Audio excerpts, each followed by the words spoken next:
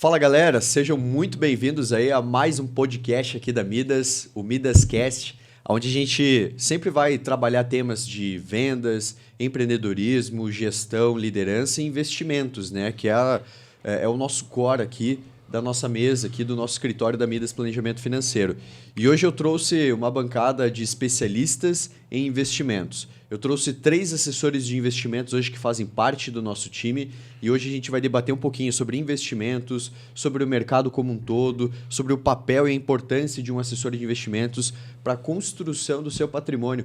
Eu queria que vocês se apresentassem aí, Cecílio, fala um pouquinho aí do teu trabalho, se apresenta para o pessoal. Olá, pessoal. Muito obrigado aí pela oportunidade, por me convidarem a participar aqui do podcast. Eu já trabalho aí há 10 anos, primeiro como investidor, né? Passei boa parte como investidor desde 2013. Depois eu fui fazer curso na B3 quando ninguém fazia, quando tinha 300, 400 mil CPFs na Bolsa de Valores. Depois eu fui trabalhar como estagiário e depois assessor de investimentos, sócio de escritório de assessoria de investimentos. Depois trabalhei bastante tempo na maior corretora do Brasil. Depois fui trabalhar no maior banco de investimentos do Brasil, onde fui o terceiro melhor consultor do Brasil em planejamento, proteção e blindagem patrimonial em toda a rede. E hoje eu estou aqui fazendo parte do time da Midas, estou muito feliz de estar com vocês e quero contribuir aqui para trazer bastante conhecimento para o pessoal e a gente bater um papo descontraído também. Bom dia, boa noite, boa tarde, galera.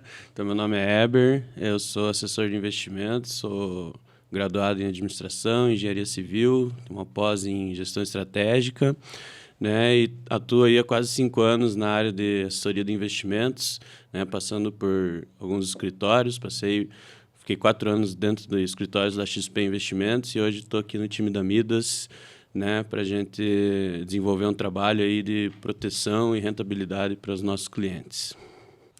Bom dia, galera. Meu nome é Murilo, faço parte também do time da Midas aqui. Eu sou ex-advogado, né, agora assessor de investimentos. Trabalho com isso já faz 2 anos, invisto já há mais de 4, 5 anos e faço parte desse time grande aí e bora conversar. Show! Galera, vamos lá. Então, muita gente me pergunta, né? O que a Midas faz exatamente, né? Então, a Midas Planejamento Financeiro é um escritório de investimentos que a gente leva várias soluções para os nossos clientes. Mas acho que a principal lição, né, do nosso time hoje, do nosso escritório, é principalmente a questão da nossa cultura organizacional, que a gente tem como principal pilar o foco no cliente. Então, baseado nessa métrica, né, de foco no cliente, nesse objetivo principal, a gente desenvolveu a nossa estrutura comercial, que fosse uma estrutura de atendimento extremamente consultivo, né? Onde a gente não cobra absolutamente nada do cliente e a gente faz um atendimento 360. A gente entende a necessidade do cliente e leva para o cliente uma solução para ajudar ele no objetivo dele específico, né? Que normalmente é a aposentadoria, né? Principalmente dos clientes que a gente atende, que são profissionais liberais, autônomos, médicos, empresários e aí por diante, né? Mas a gente faz esse trabalho para todas as pessoas. E eu queria fazer uma pergunta, assim, para vocês explicarem para quem está assistindo e ouvindo a gente, qual que é a importância do papel de um assessor de investimentos no acompanhamento da construção do patrimônio de um cliente? Como que funciona essa estruturação, esse acompanhamento e a importância disso? Eu acredito que hoje o assessor de investimentos ele atua da primeira forma assim como uma segunda opinião para dar uma ajuda para o cliente, né? Porque acho que cada um tem suas convicções, tem seus planejamentos, seus sonhos, seus objetivos e sua situação patrimonial, né? Mas geralmente a gente tem uma visão enviesada de nós mesmos, né? A gente pensa, pô, eu gosto daquela empresa, eu acho que ela vai desempenhar muito bem, mas às vezes você está tendo uma opinião enviesada. E o assessor de investimentos entra, né, tendo uma visão um pouco mais ampla do mercado, né? Porque quando a gente atua num negócio, nós estamos uma visão muito segmentada. Eu atuo com autopeças, eu vou conhecer muito de autopeças, mas eu não tenho tempo de ficar olhando cenário macro mundial, geopolítica, né, economia, política monetária. Então, o assessor o assessor é um profissional que está de olho nesses assuntos e atua como uma segunda opinião, falando assim, será que se a gente for por esse caminho, né, a gente não vai ter um resultado melhor na na frente. Às vezes, se o cliente é muito conservador, a gente tenta mostrar um caminho um pouco mais de risco, né? Claro, sempre respeitando o cliente. Ou se o cara é muito arrojado, às vezes a gente tem que dar uma segurada também. Pô, vamos garantir um pouco aqui nesse outro lado. Então, acho que o assessor de investimentos vem como o próprio nome da palavra assessor diz, né? É acompanhar e dar respaldo para o cliente atingir seus objetivos. Acho que esse é o principal ponto aí. Algo muito legal da profissão, principalmente aqui no Brasil, né, que revolucionou esse mercado. Se a gente pegasse 10 anos atrás, existia talvez 5% do número de assessores que existe hoje aqui no Brasil. É que os assessores hoje são muito mais qualificados do que muitas vezes private bankers aí no mercado, né? E a gente tem um controle, um nível de estudo, um nível de conhecimento muito grande. Então, hoje a gente consegue atuar como realmente médicos da família atuavam lá 10, 20 anos atrás. A gente atua como realmente um médico financeiro da família, um consultor totalmente patrimonial de toda a vida financeira da família. Então, o que lá atrás só CFPs, planejadores financeiros, conseguiam fazer, hoje praticamente todos os assessores de investimentos que são qualificados, principalmente os nossos aqui, conseguem entregar para os profissionais. Não é à toa que a Midas se chama Midas Planejamento Financeiro. Nós não fazemos planejamento financeiro, porém, nós somos assessores de investimentos que temos uma visão macro, uma visão 360 da carteira do cliente, da vida financeira, patrimonial, desde a parte básica ali do planejamento financeiro, que a gente está falando da blindagem, né? Proteção financeira, estrutura, até a parte final, que é o legado, os investimentos para longo prazo, previdência. Então, o que antigamente só o private banker, o cara que geria acima de 10 milhões do banco, oferecia, todos os assessores qualificados hoje do mercado conseguem oferecer. Recentemente, eu tive com um private banker da Suíça e pude discutir alguns fatos, algumas questões do noticiário, fazer algumas reuniões com ele, com alguns clientes, e eu tive a certeza de que hoje o grau de conhecimento que a gente tem é totalmente equivalente aos maiores profissionais do Brasil e do mundo que gerem fortunas aí da casa de centenas de milhões de reais. Legal. Inclusive nos Estados Unidos, né? Esse é um conceito que o Cecílio trouxe muito difundido lá, porque o cara ele tem o médico da família e o médico financeiro. Então, ele passa, né? Eu sou assessor do pai, lá ele passa o assessor para o filho, né? Ele se preocupa com o filho já começar a montar um patrimônio, né? E se a gente olhar para números, os Estados Unidos hoje, eles têm aproximadamente 80% do dinheiro dos americanos estão nas corretoras, né? Que são instituições de investimento. E 20% nos bancos são instituições de crédito, né? E o do Brasil é exatamente o oposto, né? Quando eu comecei ainda era 95-5, hoje já estamos em 80-20. Então, 80% do dinheiro dos brasileiros ainda está nos bancos e 20% nas corretoras. Então, é um caminho bem longo que a gente tem para trilhar aí nesse projeto de educação financeira e levar a instrução mesmo para o pessoal, porque geralmente o dinheiro parado no banco está prejudicando o teu patrimônio, né? Porque o banco é uma instituição de crédito, então ele está interessado em remunerar quanto menos o dinheiro que está parado lá para emprestar a quanto mais para o outro lado, né? Esse é o famoso spread bancário, o lucro do banco. Bom, exatamente como o Weber falou, né? Nos Estados Unidos já é muito difundida essa ideia de ter um assessor de investimentos na família, né? Enquanto no Brasil isso está começando ainda a evoluir. O brasileiro, aos poucos, vem percebendo que você ficar apenas num banco, você vai ter na prateleira apenas produtos do banco. E quando você tem uma assessoria ali, por exemplo, né, como a nossa aqui do BTG, você tem acesso a diversos produtos, tanto a nível nacional quanto a nível mundial, né? Isso faz uma diferença tremenda no longo prazo. Tá, mas e uma pergunta que eu quero fazer é o seguinte, para o pessoal que está ouvindo a gente, qual é a grande vantagem, por exemplo, de ele ter uma assessoria e quais são os fatores que vão determinar ele atingir o objetivo financeiro dele? Como é que vocês vão ajudar esse cliente? Como é que ele pode começar investindo, enfim? O primeiro ponto é a possibilidade de ter acesso a uma plataforma aberta, né? Dentro de uma corretora, ele vai ter produtos de todos os bancos do Brasil. E de todos mesmo. Então, dificilmente não vai ter acesso a algum produto bancário. Então, se o cliente tem lá conta no bancão X, no bancão YZ, a gente tem todos os produtos deles lá aqui. Então, nós somos uma plataforma aberta. Esse é o conceito de plataforma aberta, diferente da plataforma fechada, em que o bancão X é concorrente do bancão Y direto. Ele não vai querer oferecer produto do bancão X no seu concorrente, né? Então, dentro da corretora, a gente tem acesso a tudo isso. E aí a gente parte de algumas premissas. O primeiro ponto é analisar o perfil do cliente. Se ele é mais conservador, se ele é mais arrojado, se ele é mais moderado. E aí definir, partindo do princípio dos objetivos desse cliente. Objetivos de curto, de médio, de longo prazo. E nós vamos passar pelo processo de traçar objetivos junto com ele. Processo de entender em quanto tempo, com qual rentabilidade ele suporta, com quais riscos ele quer correr para chegar nesses objetivos e qual a segurança necessária para essa carteira. E, por exemplo, assim, imagina que eu sou o cliente, eu tenho um patrimônio legal lá num grande banco e eu quero começar a investir e ter uma assessoria completa, um profissional especializado, né, como nós, para fazer esse acompanhamento. Qual que é o primeiro passo que eu devo fazer? Qual a primeira atitude que eu devo tomar? Eu acho que procurar um profissional, né, seja da Midas ou até de outro escritório, mas que esteja vinculado a uma corretora de investimentos. Isso é essencial, né? Porque no banco, infelizmente, o gerente está ali para bater meta, o gerente que te vende um negócio hoje, daqui 2 meses ele está em outra unidade, né? Tem muita essa rotatividade. Então, não vai ser o mesmo cara que vai te atender. Então, a história que você contou para um, você vai ter que contar para o outro, né? Isso se ele te perguntar a tua história para alocar de uma maneira minimamente decente o teu dinheiro, né? Agora, um assessor ele vai olhar, né? Nós na Midas, como tem uma estrutura completa, a gente vai olhar qual que é a fase que ele está primeiro, né? Sim. Bom, você não tem nada, não tem, né? Se, começando a ganhar dinheiro, não tenho nada ainda. Bom, primeiro a gente tem que passar pelas etapas de proteção, né? Através de um seguro de vida ou de uma previdência, ou até mesmo de algum tipo de consórcio, ou plano de saúde, algo assim, para depois a gente né, guardar a reserva de emergência e a partir da reserva de emergência, bom, já tenho uma folga, se minha vida der tudo errado, eu tenho de onde tirar, agora eu posso avançar para os investimentos mais longo prazo, de maior risco, né?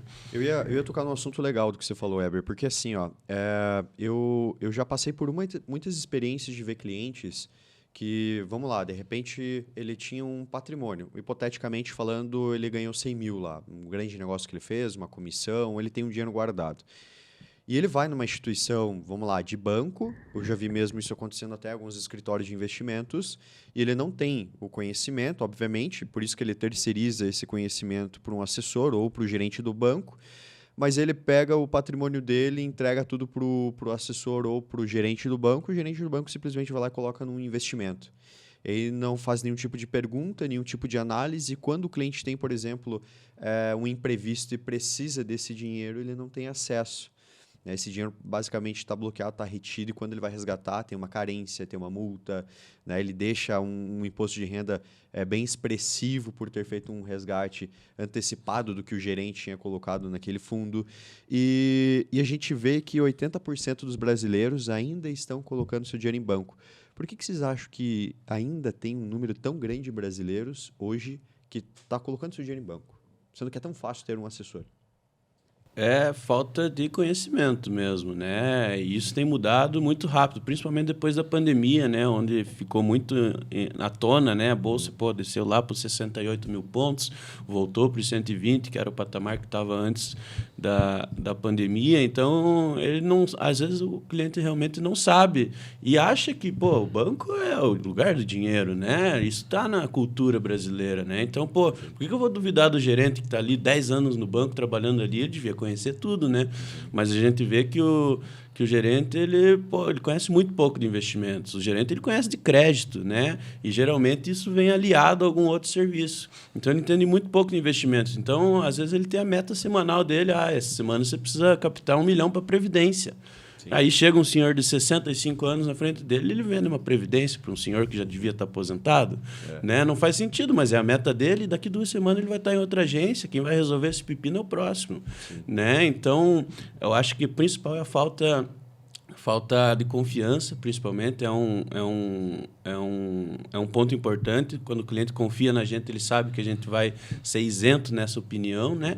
E a plataforma também, com produtos de terceiros, igual disse o Cecílio, também é fundamental, porque a gente hoje está dentro do BTG Pactual, nós temos um contrato com o BTG, mas lá dentro tem produtos da XP, tem produtos de Itaú, tem produtos da Caixa, tem produtos... A gente não é casado com ninguém, né? Nós vamos escolher o que é realmente melhor para o nosso cliente. Escolher o que é melhor para o cliente, né?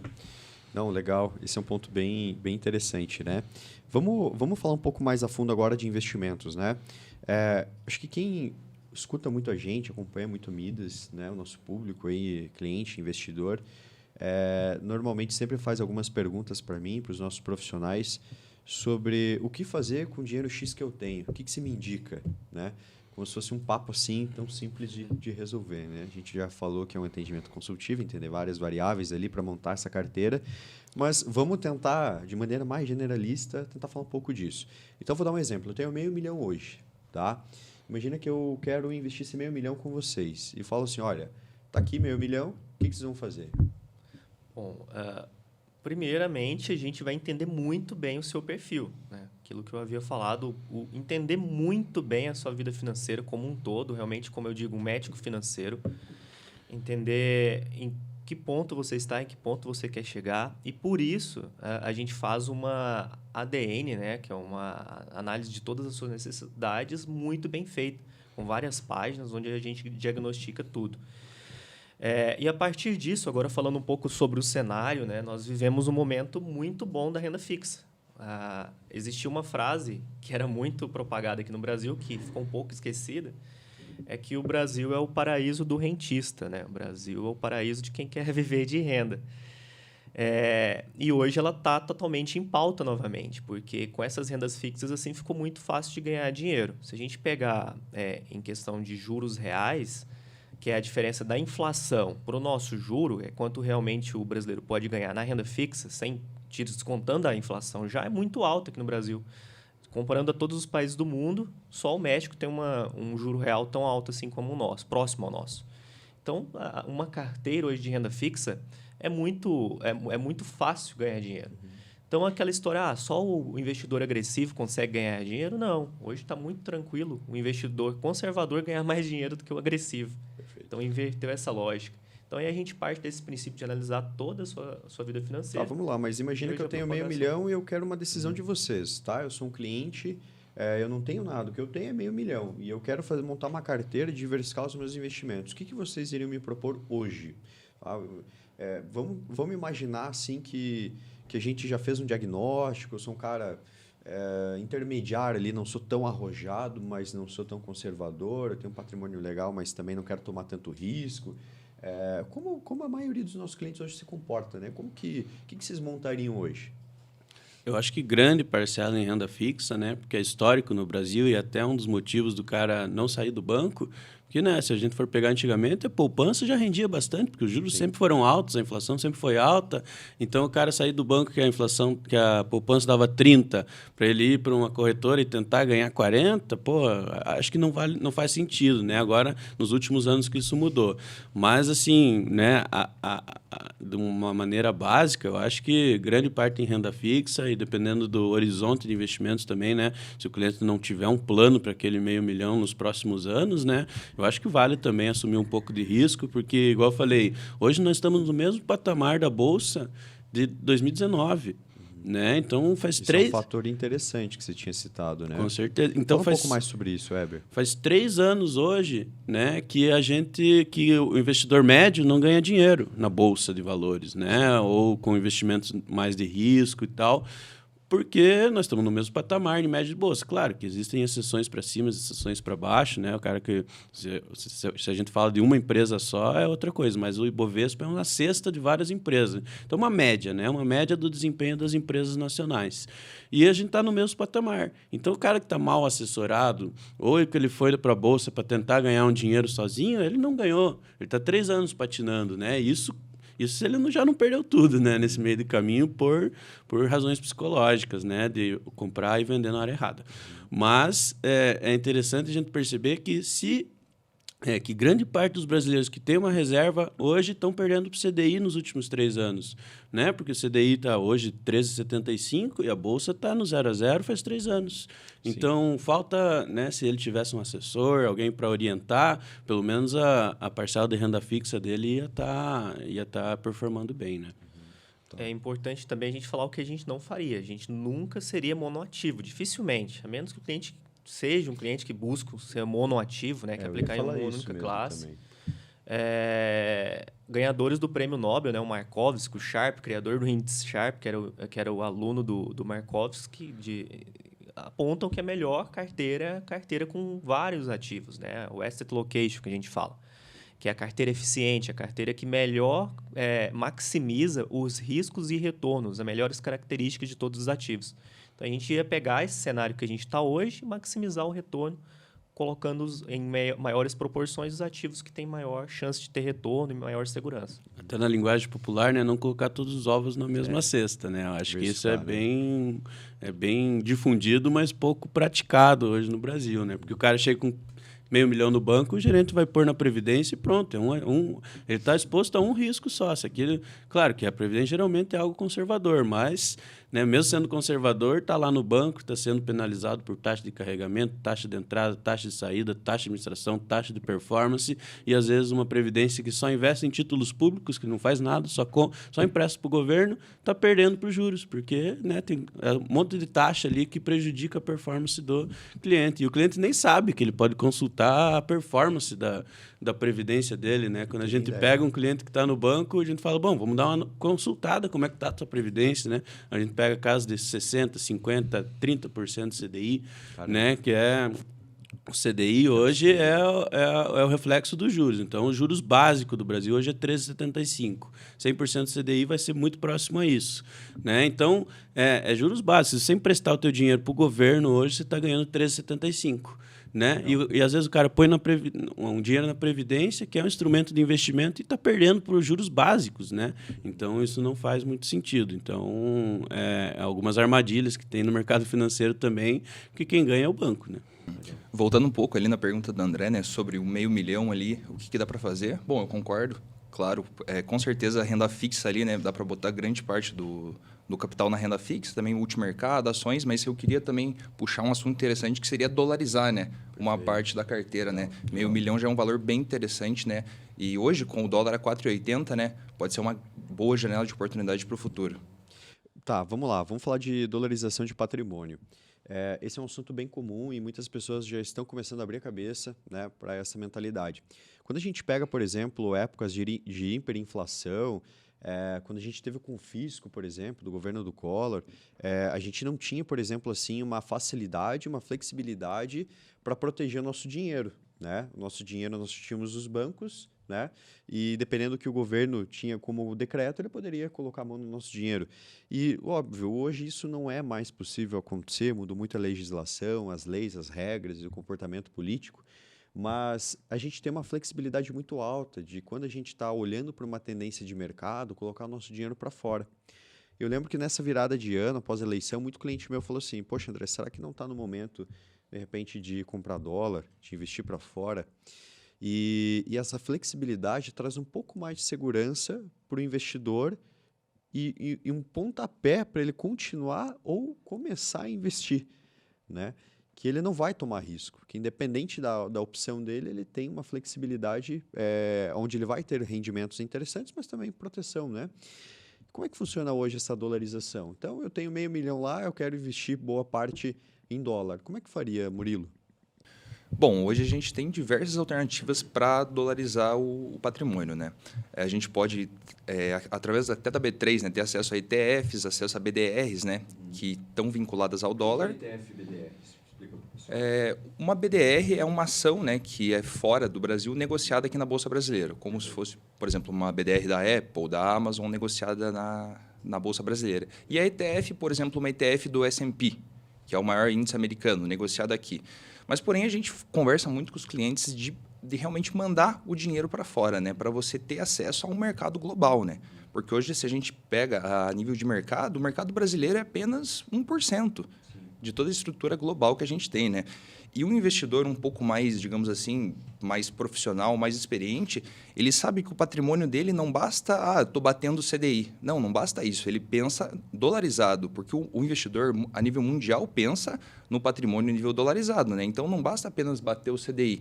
Ele também tem que ver como que está a variação cambial, para ver se realmente ele está ganhando dinheiro, né? Porque ele tem muitos custos em dólar também, né? Eu lembro que, eu vou dar o meu exemplo, né? No começo do ano, eu investi boa parte do meu patrimônio, né? Colocando em dólar, mas depois que eu investi, assim, eu vi que não rendeu muito, né? Lógico, a gente tem um dólar que é uma moeda muito forte, né?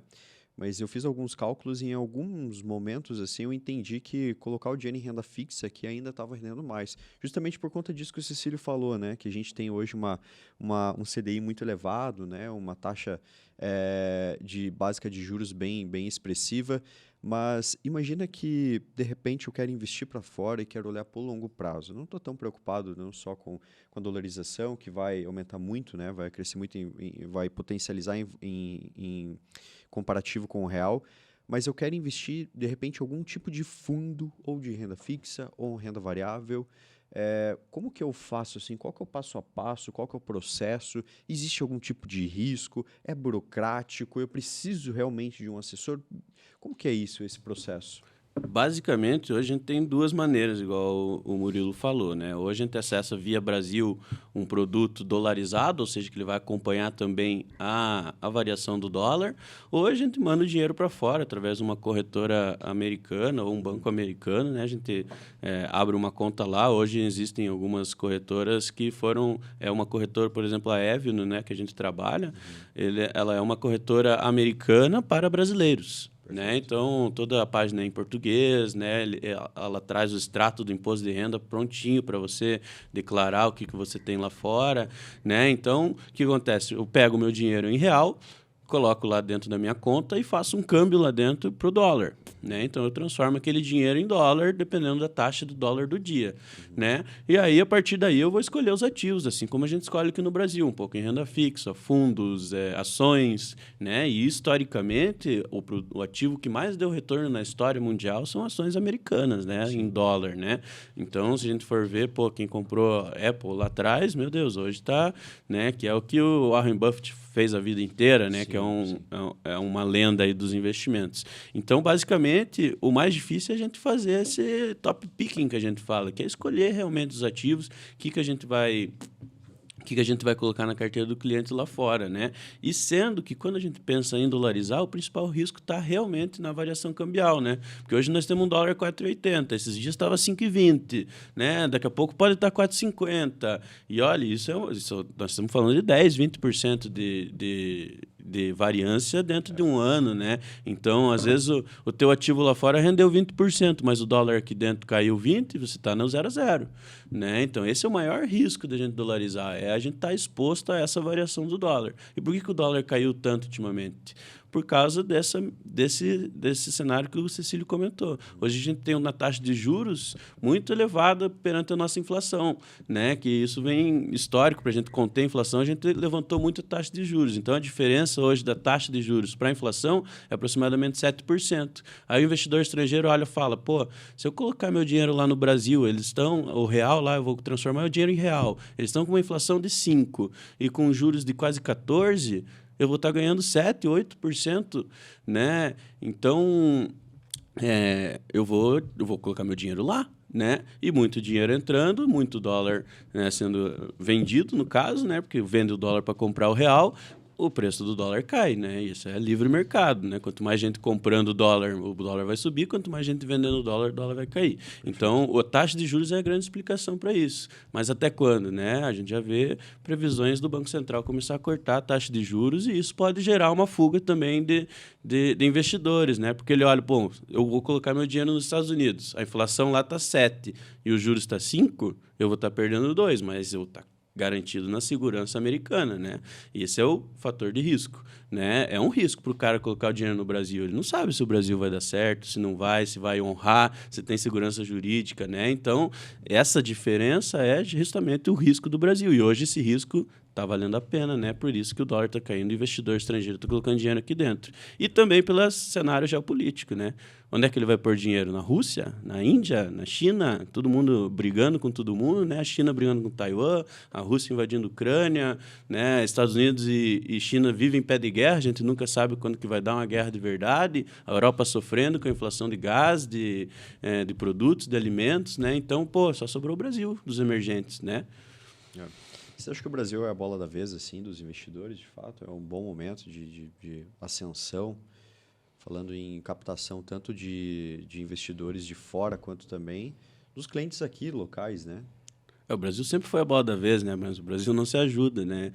Mas, igual nós assistimos uma palestra do Ricardo Amorim recentemente, ele fala assim, Agora é a vez do Brasil, apesar do Brasil. Porque a gente faz tudo errado, mas nesse cenário que eu falei, o que sobrou dos BRICS, que são os emergentes, né? Brasil, Rússia. Rússia está em guerra. Índia está superpopulada, uma população pobre, enfim. Né? China está brigando com os Estados Unidos, brigando com Taiwan. É uma economia restrita, não é tão fácil investir lá também. Sobrou Brasil, África do Sul e Índia. Né? O Brasil hoje está bombando no agro, bombando, né? Falta a gente se ajudar nessa segurança jurídica, nessa política um pouco mais séria, né? Que aí sim o Brasil vai ser a bola da vez. A gente falou então, vamos lá, 500 milhões. A gente sugeriu boa parte dos recursos em renda fixa. Você também falou, Eber, da questão da diversificação, fazendo uma reserva de emergência, um seguro de vida, um plano de saúde, um consórcio. A gente falou de dolarização no patrimônio e ações. O que vocês recomendariam? O que vocês acreditam que está em alta? Ou que vai ter algum tipo de ação que vai ter uma exponencialidade muito alta? O que vocês acreditam? Nesse momento, é um momento, como a gente vem falando, muito bom da renda fixa, mas que a Selic vai começar a cair agora. Segundo o relatório Focus da segunda-feira, a projeção, e essa projeção do relatório Focus vem cada vez diminuindo mais, a Selic deve fechar o ano em 12,25%. Inclusive, as projeções do Focus estão cada vez mais otimistas, né? No começo do ano, o dólar estava para quase 5,50, agora está para R$ 5,00. Então, quando essa Selic começar a cair, vai ficar cada vez mais atraente investir em renda variável. Por quê? Porque dinheiro não se cria, né? O dinheiro está em algum lugar.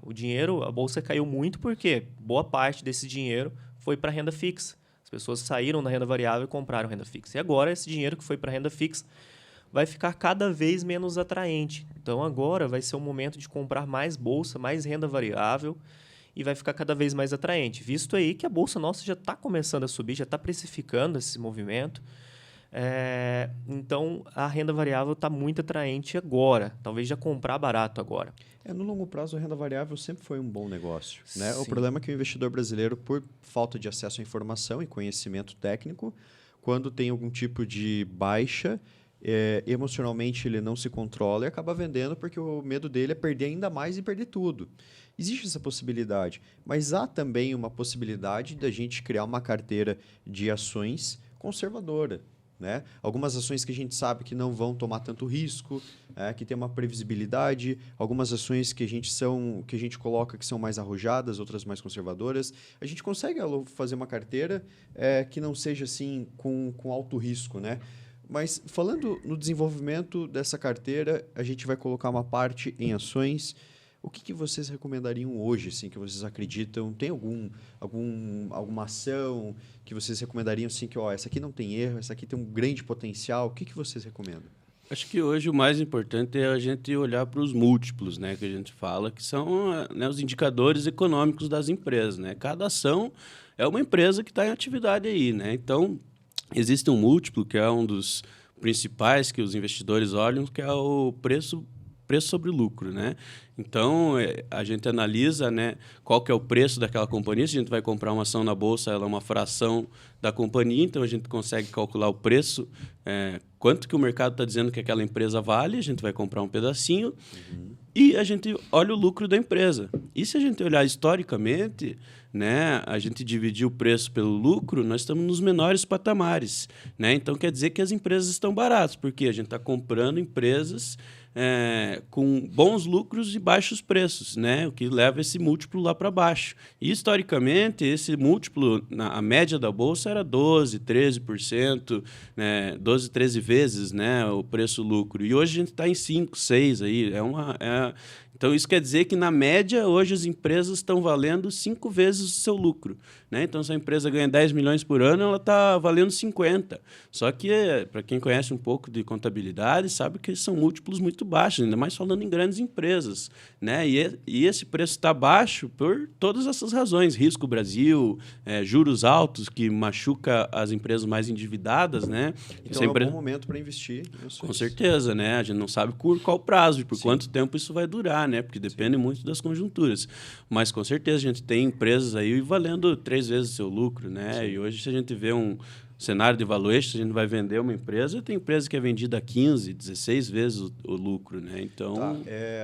A Ibovespa ela tem uma previsão de encerrar o ano com 119 mil pontos. Mas vamos lá, quando a gente fala de investir em ações, qual é o momento certo que vocês recomendam para o cliente ir para esse caminho? Olha, historicamente, eu gosto muito de falar historicamente, isso é muito significativo para mim, porque a Bolsa, se a gente pegar de 61 até hoje, ela rendeu, a Bolsa brasileira, se a gente pegar o S&P também, próxima, a S&P 9,8%, a Bolsa brasileira 10%, se a gente não falar aí da diferença do dólar, né? 10%, mais ou menos 10% ao ano, isso vai variar de um ano para o outro ali. O CDI aqui, de 94 até hoje, rendeu 11,34%. Então, se a gente pegar, realmente o Brasil é o paraíso dos rentistas nesse sentido, porque é muito fácil ganhar dinheiro na renda fixa. Então, vamos lá. Se a gente pegar, quando o CDI está abaixo ali dos 11,24%, cai ali para próximo a 10%, não é muito interessante investir em Bolsa de Valores. Que aí a Bolsa, sim, significa que é, a longo prazo, melhor do que o CDI, se a gente não levar em conta a característica risco e também a possibilidade de pegar oportunidades de baixa no mercado. Além disso, né, é muito importante a gente falar das características das ações. Existem, vamos pegar as ações que estão ali no Ibovespa, se a gente pegar o índice Ibovespa, se a gente pegar o índice de Small Caps, se a gente pegar o IDIV, que é o índice das ações pagadoras de dividendos. Se a gente pegar qual classe é melhor, historicamente também, o IDIV, as ações pagadoras de dividendos, vão render mais do que as ações de Small Caps e o próprio Ibovespa. Então, aquela história do Barsi, do Warren Buffett, de recomendar sempre as pessoas investirem em ações pagadoras de dividendos, faz todo o sentido do mundo quando a gente compara os três índices. Esses dias eu estava fazendo a comparação ali, o IDIV foi superior desde o começo, contando do começo dos três ali até hoje, a data inicial dos três, quando os três existiam, né, em quase 3 vezes as ações de Small Caps aqui no Brasil. Então, comprar boas ações pagadoras de dividendos é muito bom a qualquer momento. Então, assim, se a gente for chegar para você e falar qual é a melhor ação, a gente nunca vai conseguir dizer qual a melhor ação, qual o melhor setor, mas a gente vai saber qual a classe que vai render mais, né? Então, e claro, tem algumas top picks também que vão sempre ser muito boas, né? Principalmente ações pagadoras de dividendos do setor de energia, a WEG, né, que é uma grande companhia nacional, talvez muitos dizem, né, que é a maior companhia, melhor companhia da Bolsa.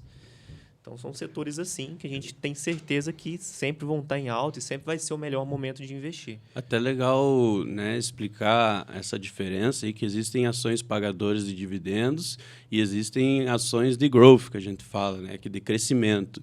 Então, as ações pagadoras de dividendos geralmente já são empresas mais consolidadas, que ela não precisa fazer grandes investimentos em CAPEX, que é o investimento interno da empresa. Ela não precisa pegar aquele lucro para investir nela mesma. Ela já é uma máquina grande rodando e que está dando lucro, e quer dizer que esse lucro está sendo distribuído. Enquanto tem empresas que ela pega o seu lucro e reinveste nela mesmo para crescer ainda mais, ou seja, empresas, né, mais embrionárias, vamos dizer assim, né, em fase de crescimento.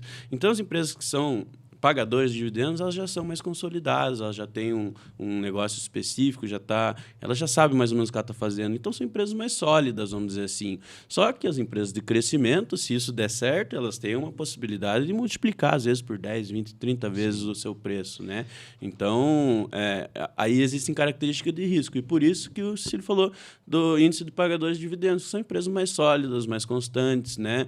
Que tem mais previsibilidade. Então, essas empresas acabam oscilando menos e tem um aspecto de risco menor. Tá, e quando que qual a melhor forma de escolher as ações para o cliente, por exemplo? Em empresas que pagam dividendos ou em ações de growth? O que vocês recomendam? Olha, historicamente, como eu disse, as dividendos vão subir mais, vão crescer mais a longo prazo, né? E aí, nesse estudo que eu fiz recentemente também, eu fui pegar quais momentos cada ação subiu mais. As ações de small caps, em 2019, por exemplo, que foi o ano recorde em que os mercados... small caps? São as ações com menor capitalização na Bolsa. São as empresas que, somadas, todas as ações delas que existem na Bolsa, ficam ali entre 15 e 20 bilhões de reais, ali negociadas na Bolsa. São empresas menores, comparadas a Ambev, Vale, Petrobras, que têm muito mais de capital na Bolsa, né? Então, essas empresas têm menor negociação, às vezes estão fora do radar das pessoas, são empresas menores, mas que têm muito potencial de crescimento. Então, momentos que a economia brasileira dá um boom, como foi 2019, a Bolsa Brasileira foi a que mais subiu no mundo, foi o ativo que mais subiu no mundo. Todas as bolsas dos principais países, rendas fixas dos principais países, às vezes small caps crescem muito mais. E é muito bom também quando a taxa de juros está muito baixa, que essas empresas conseguem pegar um crédito e se expandir. Elas reinvestem todo o lucro delas na própria empresa. É como se fossem as startups, só que maiores, né? Negociadas na bolsa. São as startups da bolsa, digamos assim. Um pouco maiores que startups de bolsa. Mas aí essas empresas reinvestem tudo e têm um potencial de crescimento muito grande. Já em momentos que a economia está andando mais de lado, ou até que a bolsa está caindo, ou até que a bolsa está subindo levemente, as ações do próprio Ibovespa, as ações normais, digamos assim, ou as próprias ações de dividendos, elas têm uma rentabilidade maior. Por exemplo, o que foi ali na volta da pandemia, né? Momento que estava tudo indo mal. Então, as empresas que já foram testadas pelas décadas, pelas inúmeras crises que a gente já viveu ao longo da história, têm uma performance maior, porque elas já sobressaíram em inúmeras crises. Então, o investidor enxerga elas como muito mais sólidas. Então, elas são melhores aí para investir. Então, nesse momento agora, que a bolsa está mais de lado, não está tendo esse boom, então, as ações mais conservadoras, mais seguras, que a gente fala, né? Que são de dividendos, são até mais recomendadas. Legal. Mas depende do prazo também, né? Se o investidor tem uma visão ali de 20 anos, né, vai ser muito mais vantajoso para ele colocar em boas small caps. Também tem uma small cap que pode quebrar, né? Então tem que fazer uma boa seleção. Mas pensando por esse lado, como as small caps elas têm maior volatilidade, ou seja, sobem mais e caem mais do que as outras, né? No longo prazo isso vai trazer um maior retorno, porque elas são empresas pequenas e tendem a ficar maiores, né? Enquanto que a Vale vai ser mais ou menos do mesmo tamanho ali, ela vai crescer um pouquinho todo ano, mas é um monstro, já não tem como ela crescer muito, né? Então, em 20 anos, a Vale ela vai distribuir muito dividendo, vai melhorar essa cotação, mas uma small caps às vezes pode multiplicar por 1000 vezes o tamanho dela, né? Exatamente. Quando eu converso com meus clientes assim sobre renda variável, ações, eu já deixo claro para eles a questão da disciplina. De você realmente, quero pegar ações que pagam dividendos. Ter a disciplina de aportar nessas ações durante anos, porque a bolsa, principalmente aqui no Brasil, é muito volátil. Ações caem, ações sobem, então você fica naquilo, um ano eu tô pobre, um ano eu tô rico, eu ganho muito dinheiro, eu perco muito dinheiro. Você tem que realmente ter a visão do longo prazo, de você querer realmente se tornar sócio da empresa e ficar anos ali segurando a empresa, como o Ever falou agora há pouco. Muitos investidores acabam perdendo dinheiro ali na volatilidade do mercado, acabam vendendo lá em cima, comprando errado. A visão de ações é mesmo voltada para o longo prazo. E a Bolsa Brasileira, como eu já falei, tem muita volatilidade. Isso traz uma série de oportunidades. Por exemplo, esse ano ali, o Lula sumiu, o presidente Lula sumiu, a Bolsa começou subindo um pouquinho, de repente o Lula começou ali com algumas frases ali, que não agradou muito o mercado e tudo mais, interferência um pouco no Banco Central, e você vê que a Bolsa caiu até mais ou menos o final de março ali, abaixo dos 100 mil pontos. E quantas vezes a gente falou para os nossos clientes, bolsa abaixo de 100 mil pontos está dada. E esse ano aí a bolsa fez um fundo e já subiu até a máxima praticamente 25%. Então você olha, é tudo gaps de oportunidade, porque o gringo também olha para o Brasil muito assim. Ele olha, tal ação está barata, tal ação está cara, ele faz muito trade. Tá, você tocou num assunto bacana aqui, que eu quero até criar uma introdução. Muitos dos nossos clientes, né, no mercado tiveram, por exemplo, assim, um receio muito elevado a partir do momento que o Lula venceu as eleições. E o mercado retraiu e também um medo, um receio muito grande do futuro, né, de não saber o que vai acontecer, nem nada. E a gente passou por períodos assim, que a gente sentiu, né, que os nossos clientes, os nossos investidores estavam altamente cautelosos e preocupados. Ainda é muito cedo, né? A gente teve 6 meses aí desse novo governo, mas quando a gente olha, por exemplo, para o mercado como um todo, não está ruim, né? A gente vive hoje momentos que, lógico, tem muito a ver com o que o Paulo Guedes criou, né? Com o ministro da Fazenda anterior, e a gente hoje está sendo beneficiado com a gestão que ele fez.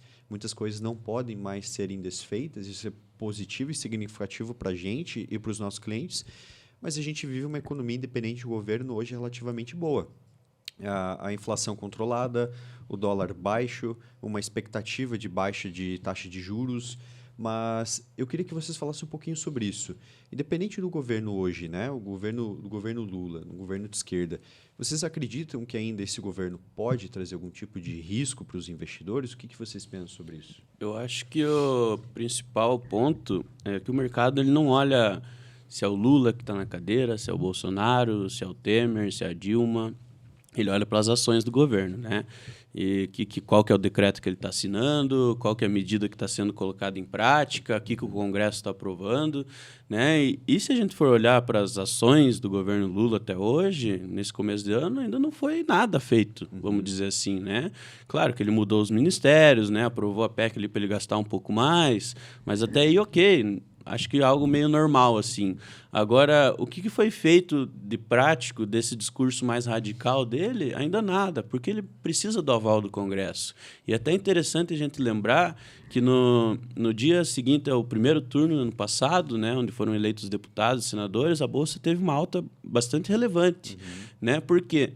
Porque já desenhou-se um cenário em que o Lula ganharia para presidente e a maioria do Congresso foi mais enviesada para a direita. Claro que o centrão ali é muito volátil, vamos dizer assim, né? Cada hora eles estão para um lado. Mas a grande maioria, em tese, era um Congresso de direita. O que isso significa? Que mesmo que o Lula tente fazer algo um pouco mais radical para a esquerda, ou algum, vamos dizer assim, vou tomar a poupança dos brasileiros, alguma coisa assim, o Congresso não vai deixar. Né? Ele precisa, e a gente está vendo essa... Não é tão simples, né? A gente está vendo essa dificuldade que o governo está tendo de aprovar suas pautas no Congresso. Porque isso nos garante o Lula, independente se ele é o presidente, ele não tem autonomia total, né? Não, ele pode governar por decretos, né? Exato. Só que o decreto vence em 90 dias. Se o Congresso não aprovar, por exemplo, ele fez o decreto dos ministérios lá, que ele mudou de 22 ministérios do governo Bolsonaro para 37, né? Ele aumentou 15 ministérios aí. E isso tem duração de 90 dias. Já vale a partir do momento que ele assina, mas o Congresso tem que aprovar. Senão, depois de 90 dias, perde a validade. E no último dia, ele estava negociando com o Congresso para não deixar caducar o decreto dele dos ministérios. Se o Congresso não votasse naquele dia, no outro dia ele tinha que voltar à formação anterior dos ministérios. Então, ele até consegue fazer alguma coisa, mas é paliativo. Né? Ele precisa do apoio do Congresso e é por isso que ele está liberando aí, né, recorde de emendas para o Congresso, para ele conquistar votos mesmo a favor das suas pautas. Né? Perfeito. Legal. Gente, para encerrar um último assunto que muitas pessoas me perguntam, né? É muito comum no mercado. O que vocês acham de criptomoedas? É importante ter esse ativo na carteira? Eu gosto muito de criptomoedas, eu acho muito válido, eu acredito que é o futuro, realmente, e que agora ser válido vai muito do perfil de cada investidor. Porque, querendo ou não, se a gente tiver ali 3, 4, 5% de ativos em criptomoedas dentro da carteira, nós vamos ter uma variação, uma vol que a gente fala, né, muito grande da nossa carteira da mesma forma. Então, é aquela lei, né? A lei de Sharpe, né? Que eu citei ali como prêmio Nobel. O risco é respectivo ao retorno do ativo. Então, se a gente quer correr um risco maior e a gente quer buscar um potencial maior de retorno, a gente também vai ter. Só que, né, as criptomoedas, muitas pessoas se aproveitaram delas por falta de conhecimento da maioria da população para aplicar em pirâmides, aplicar em questões que a gente não gosta nem de mencionar, né? E criar esses processos para as pessoas, para enganar as pessoas. Então, por isso, é algo que muitas pessoas ainda veem como prejudicial ainda hoje, mas que é algo extremamente benéfico. Então, nós estamos vendo aí o Deutsche Bank, né, o maior banco da Alemanha, alguns bancos europeus, alguns bancos americanos já colocando as criptomoedas nos seus portfólios. A BlackRock anunciou que vai criar uma criptomoeda atrelado, um ETF atrelado às criptomoedas. Então, assim, a maior gestora do mundo, a empresa controladora aí das maiores empresas do mundo também, vai criar um ETF, né, que é o que o Murilo explicou, atrelado a criptomoedas. Então, está ganhando grande repercussão e é muito válido. E a questão das criptomoedas, a gente tem que olhar sobre a análise de risco. Né? Se a gente colocar numa régua de risco, né, nós vamos avançando. Todo produto tem algum tipo de risco, né? Então a gente começa do mais conservador, que seria um tesouro, né, que é risco Brasil, o último a quebrar no Brasil é seu próprio Brasil, e aí a gente vai tesouro, renda fixa, fundos, ações e o ativo de maior escala de maior risco, são as criptomoedas. E não só pela volatilidade, que um dia o preço está 100, outro dia está 10, mas por falta de regulamentação mesmo. E agora foi aprovado que o Banco Central e a CVM vão regular as criptomoedas. Então, agora eles vão começar a desenhar uma legislação para orientar isso. Mas o que foi até hoje o maior risco das criptomoedas, além da variação do preço dela? É onde que ela estava guardada, né? Até uma vez que eu tenho um podcast com um entusiasta de criptomoedas, ele fala assim, não adianta nada você comprar teu ouro e deixar guardado com ourives. Né? Então, a gente compra ali uma criptomoeda na Binance, na FTX, que quebrou, você está deixando o teu dinheiro lá dentro. Qual a garantia que você tem que aquilo lá vai estar lá, está bem guardado, bem seguro? Né? Então, por isso que hoje existem, através da Bolsa Brasileira, a gente pode investir em criptomoedas. Então, é um instrumento muito mais seguro, né, para a gente investir. Mas antes não existia, né? No começo ali, a gente tinha que estar sujeito a uma exchange lá das Ilhas Caimã, que a gente não sabe se vai existir amanhã. Né? Muito obscuro ainda, né? Sim, sim. E a criptomoeda, né, como foi falado, é muito volátil, né? Mas hoje, se você pega e faz uma análise ali mais pautada em números, pega a Nasdaq, por exemplo, que é a bolsa de tecnologia americana, já há uma correlação ali de 65%, 70% com o Bitcoin. Ou seja, muitas empresas têm no portfólio já criptomoedas. No curto prazo, né, por exemplo, a quebra, né, por exemplo, igual você citou de algumas, né, operadoras ali e tudo mais, é ruim no curto prazo, mas no longo prazo, se for pensar, é bom, porque ali vai criar mecanismos, né, para isso. E, bom, dando a minha opinião, assim, agora com o Fed, né, que é o Banco Central Americano, a partir de 2024, numa tendência de baixar os juros por lá, eu fico, sim, um pouco otimista. Mas, claro, né, com uma porcentagem máxima ali de 5% da carteira exposta a criptomoedas, justamente pela volatilidade delas. Sempre que me perguntavam se eu gostava, eu falava, gosto, mas não é regulamentado, né? Aqui no Brasil não é regulamentado, então vou fazer o quê? Eu trabalho só com ativos regulamentados, então não tinha como fazer. Porém, na semana passada saiu uma nova medida para regulamentação aqui no Brasil, que já está desde o governo passado, né, desde a gestão do Guedes, para a regulamentação das criptomoedas e também pela fiscalização. Para algumas exchanges, para algumas corretoras de criptomoedas, isso é ruim, porque elas vão ter que passar por inúmeras auditorias, inúmeros processos, e elas são muito pequenas. Então, consequentemente, elas vão quebrar. Mas é muito bom para os investidores. Muito bom, porque os investidores vão ter regulamentação, e a regulamentação já está aí sob a medida, né? Claro, vai passar pelo Congresso, vai passar pelo Senado, mas para que fique sobre os guarda-chuvas do CVM, do Banco Central também. Então, isso é maravilhoso para o investidor. Então, quando tiver tudo regulamentado, 100% regulamentado, também o imposto, né? Então, vai ficar muito mais rastreável. Tinha muita gente que colocava em criptomoedas para esconder dinheiro.